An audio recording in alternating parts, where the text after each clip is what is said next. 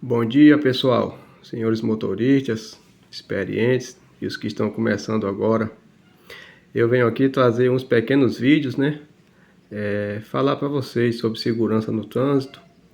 A gente, nessa correria do dia a dia, se depara com muita coisa, né?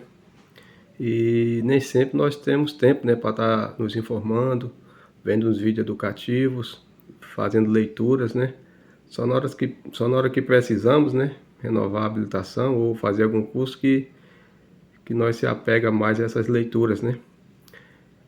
A gente sempre esquece de algo e eu estou aqui para lembrar vocês, né, nesses vídeos aqui, sobre a importância, né, do uso de alguns equipamentos, né, que temos no veículo. Por exemplo,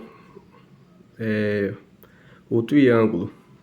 Muita gente tem o triângulo no carro, né? É obrigatório ter em todo tipo de veículo, mas muita gente não sabe, né, como usar na hora que precisar, né? Quando o carro quebrar ou quando acontecer algum acidente. O triângulo, pessoal, a gente usa ele de acordo com o local, né, que o carro quebrou ou que aconteceu o acidente. As distâncias para o início da sinalização são calculadas com base no espaço necessário para o veículo parar após iniciar a frenagem, mais o tempo de reação do motorista. Assim, quanto maior a velocidade, maior deverá ser a distância para iniciar a sinalização. Na prática, a recomendação é seguir a tabela abaixo, onde o número de passos longos corresponde à velocidade máxima permitida no local. Então, aqui está a tabela, né? Distância do acidente para o início da sinalização. Tipo de via, vias locais. 30 km por hora, né? São 30 passos longos e 60 passos longos, né? É a distância para iniciar a sinalização, né?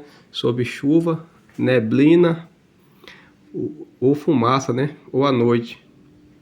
Vias locais: 40 km por hora, né? 40 passos longos e sobre a distância em chuva e neblina, 80 passos longos. Vias arteriais 60, aí condições normais 60 passos longos, condições adversas 120.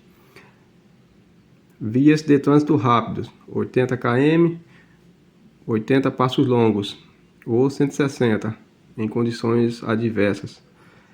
E em rodovias a 110 por hora, 110 passos longos ou 220 passos longos em condições adversas.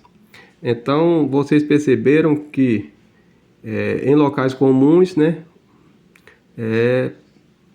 a quantidade de passos são o dobro da velocidade, né, que é permitido naquela via.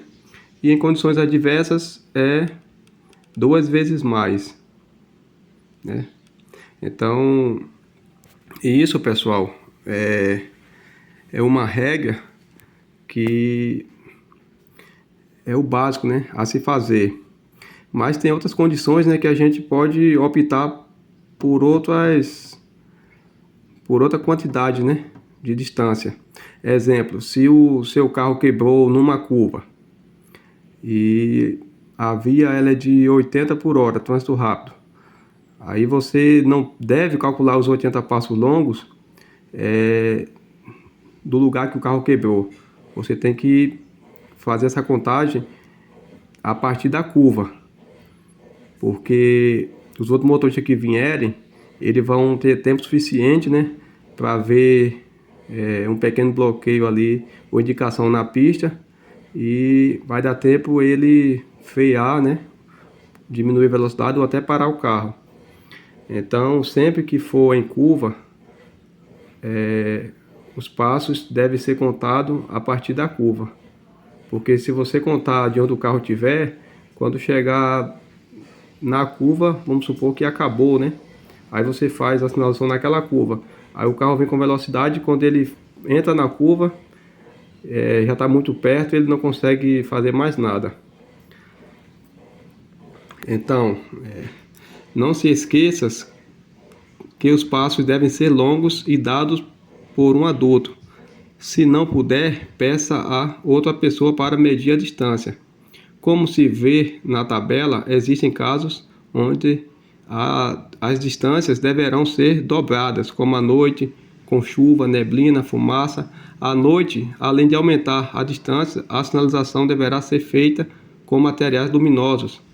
Existem ainda outros casos que comprometem a visibilidade do acidente, como chuvas e lombadas. Veja como proceder nestes casos. Quando você estiver contando os passos e encontrar uma curva, pare a contagem, caminhe até o final da curva e então recomece a contar a partir do zero. Faça a mesma coisa quando ocorrer no topo de uma elevação sem visibilidade para os veículos que estão subindo. Então, pessoal, é uma dica muito importante aí, né? E a gente tem que ficar sempre atento, porque o trânsito é muito perigoso e traz consequências muito graves. Espero que vocês gostem e muito obrigado por assistir o vídeo.